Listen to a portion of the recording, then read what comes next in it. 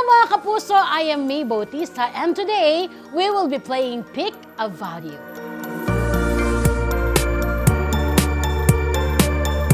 Okay, ang nabunot ko malikhain. Paano ba ako bilang artista na malikhain? Yun, yung pag-arte ko.